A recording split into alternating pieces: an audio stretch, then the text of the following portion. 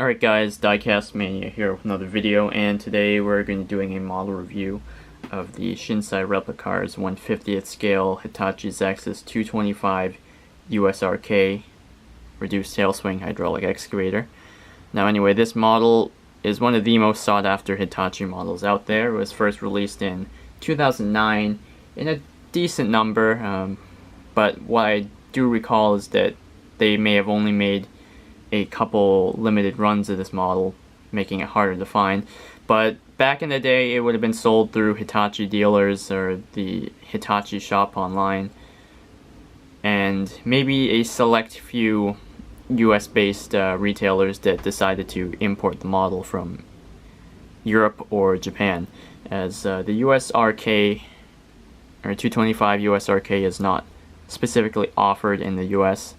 The K is the series that Hitachi likes to use to denote the Demolition spec machines, as this one has the fitted cab guard mesh and auxiliary line suggesting that it should be used for demolition purposes. They also make a attachment set for this, which includes a quick coupler, a NPK hammer, a concrete crusher, and rotating crusher. So anyway, yes, that's a misprint on the box. Later versions had a sticker saying hydraulic over there, just a little tidbit. And on the back of the box we have some brief specifications on the real machine. So anyway, that's the box. Inside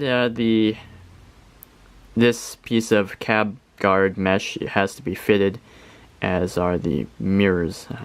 They include, I believe, 2 or 3 extra track links, as the tracks are plastic. I slightly modified my model and put a larger digging bucket on it, a BSB piece, as the standard digging bucket like this was a little bit small, and since the model features screws instead of rivets to allow you to install attachments, whether they be ones you buy your own or the released attachment kit. But anyway, this is the standard bucket with the guards on the side. Pretty much similar to all the buckets on the Hitachi smaller excavators that are coming out in 1/50th scale these days. So anyway, on with the review. We're going to start off with functionality. The stick goes out that far. Stick comes in quite far. Bucket will curl out that far, and curling in is slightly hindered by the shape of the bucket interfering with the stick, but that's not really a big deal to me. If I remember correctly, when I had the stock bucket on it, it would curl in all the way, so it's not really a problem there. As for reduced tail swing excavators, the boom lifts nice and high, and some of the more important functions to some people would be the digging depth, which this achieves full depth very nicely. Now, as for the swing, it will get a little bit stiff in some areas if you leave it on display long, but it really rotates quite nicely.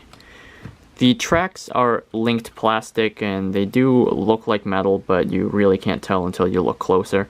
And they're on a spring-loaded tensioner. The rollers on top and on the bottom don't roll actually, but the tracks themselves can be made to roll decently.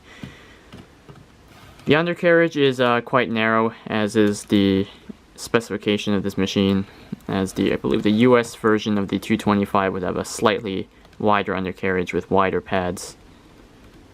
So anyway, there's a nice look at the back, and now we're going to get on to details. So zooming in real quick, we can see at the top we have a latch, which is in fine metal, and if we open that, we can see a fairly detailed engine right there. We close that up, we can see the vents, anti-slip texturing cast right in, the rear panoramic camera, as this would probably be working in confined spaces in an urban setting, so that would be particularly handy. And on this side we can see the rubber hydraulic lines leading to the cast-in ones on the boom. You can see some anti-slip texturing, which is indented quite nicely. You can see the fuel cap, hydraulic reservoir caps, and there's some detailing on the boom. The handrails are a very nice quality thin metal with plastic mirrors that just clip on and are still adjustable. The cab is quite nice, as are the very crisp decals. The cab guards look great, like a photo etch metal with I believe a plastic frame. You can see it's very, very fine mesh. And this one actually, like I said, pops in. But anyway, behind there you can see the blue Hitachi seat with the Hitachi branding on it, and some decent details inside the cab.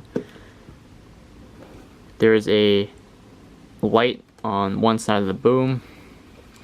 The Hitachi graphics are actually reflective almost, as you can see. And there are metal cast-in auxiliary lines as well as the rubber lines here. The rivets unfortunately aren't painted, but really doesn't take away too much from this model, as it is a very, very nice model on its own. So anyway, that's the ZX225USRK reduced tail swing hydraulic excavator. Hope you enjoyed this video. It is definitely one of the most prized pieces in the collection. Finally got one after 5 years. I've actually owned this model for a couple months, but anyway, very nice piece. Anyway, there you go. Thanks for watching.